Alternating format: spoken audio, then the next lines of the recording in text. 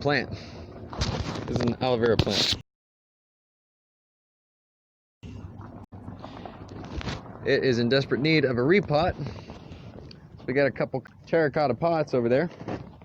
Discount on this bag of soil because there was a hole in it. It's easier to use the terracotta pot to go ahead and gather your stones up in because we need them for drainage purposes. Use different sizes and different grades. Once you get a layer of like 2 or 3 inches, on to step 2, which is time to fill it up with soil. Second pot here is done, filled up with river rock that we gathered up off the road. I bet you thought you had to go pay money for rocks. You fools. Anyway, I paid a bunch of money.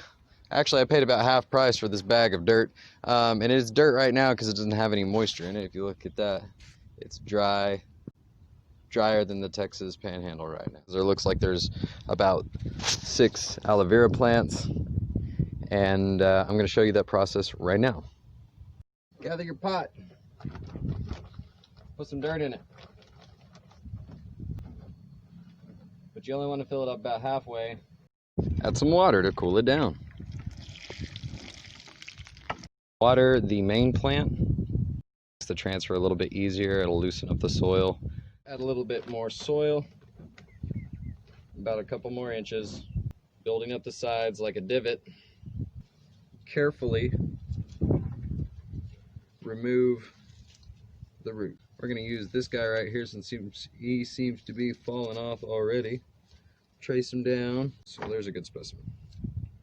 And there is a couple more. I've gone ahead and removed some of the already freely available aloe vera plants, and we're going to use those to fill in these 2 pots. And then later go back and re-root these. In the center is about where all they seem to congregate, come together and go downwards. We're going to clean that up in a little bit and do 5 to 6. Some of the smaller ones, get those out of the way and get them rooted because they're in a position to where they'll take root really well right now. Simply getting fresh with the soil.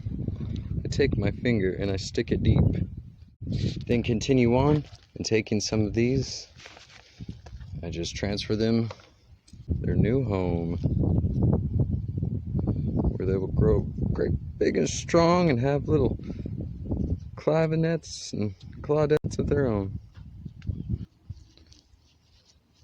Make a hole, fill the hole, cover the hole. After that, add a little bit of water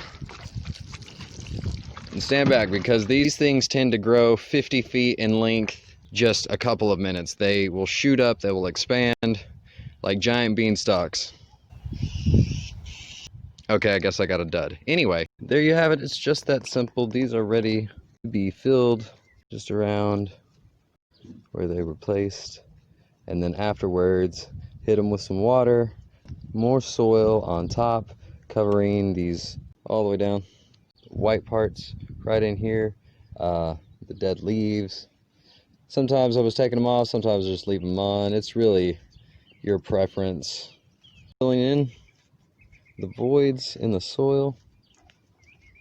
I didn't have the guts to currently uproot all these aloe vera plants right yet. I need a bigger pot to put all these in so I can better work with the root ball, but I did get these replanted and they're looking great. We're going to give them some sunlight, some continuous water. Next I will show you that greenhouse effect.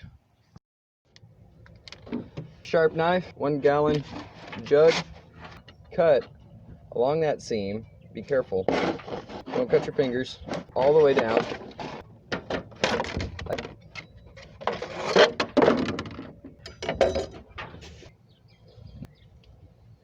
Opposite one another. This over the majority. Stuff them in there if you have to. You can pull them back out later.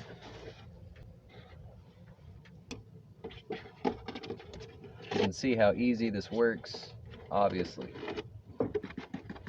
They'll be fine. Best part about this, if it gets too hot, you can pop the top, let a little bit of that steam off, We are going to keep this one inside, see how it does, see how it fares. It'll act as if a little greenhouse. We'll leave these two open. That one mainly because it's already open, and that one just to see how well it'll grow in the open air. This has been another episode of MyBrandonTV. There goes my neighbor. Miracle Grow potting mix.